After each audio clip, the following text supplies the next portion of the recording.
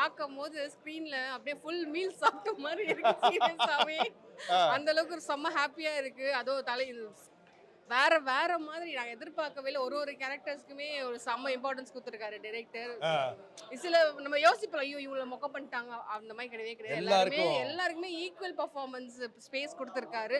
So சூப்பரா இருந்தது. என்ன ஒரே வருத்தம், தலைவருக்கு வயசாகுதேன்ட்டு தான் எனக்கு ரொம்ப வருத்தமா இருக்கு. அது ஆக்சுவலா அந்த டிஏஜிங்ல பாக்கும்போது ஐயோ வேற மாதிரி நான் கேட்டேன். ஏய் இது பழைய படத்தோட கிளிப்பிங்கா அப்படின்னு கேக்குறேன் இவங்கிட்ட. இல்ல இல்ல தலைவர் தான் நடிச்சிருக்காரு. வேற மாதிரி அந்த பண்ணிருக்காங்க. அளவுக்கு ஆமா இருந்ததுல அதுவும் அந்த சீவிடும் எல்லாம் ஆமா. அப்பா அந்த இதுல நம்ம ஃபயர் பத்த வைக்கிறது இதெல்லாம் நாங்க ஸ்பாயிலர்லயும் இல்ல ஆட்டோமேட்டிக்கா வந்துருது. இதெல்லாம் ஒண்ணும் பண்ண முடியாது நாங்க. ஏங்க So, வேற வேற மாதிரி இருக்குங்க படம். அதேதான். கண்டிப்பா போய் பாருங்க. டார்லிங் அங்க இருக்கிற ஒரு எனர்ஜி இங்கேயும் தியேட்டர்லயும் வருது டார்லிங். அவர் கூட இருக்கு பக்கத்துல ஒரு வைப் கிடைக்கும்ல, அந்த வைப் ஆமா. இங்கேயும் கிடைக்குது. செம. இது ஒரு Tamil Marvel darling yes correct. இல்ல. See, எல்லாமே எந்த ஒரு கேரக்டருமே குறையாத ஏத்தம் இறக்கம் இல்லாம இது எண்டில் எல்லாருமே சேர்ந்து அதை எதுவும் சொல்லக்கூடாது. வா.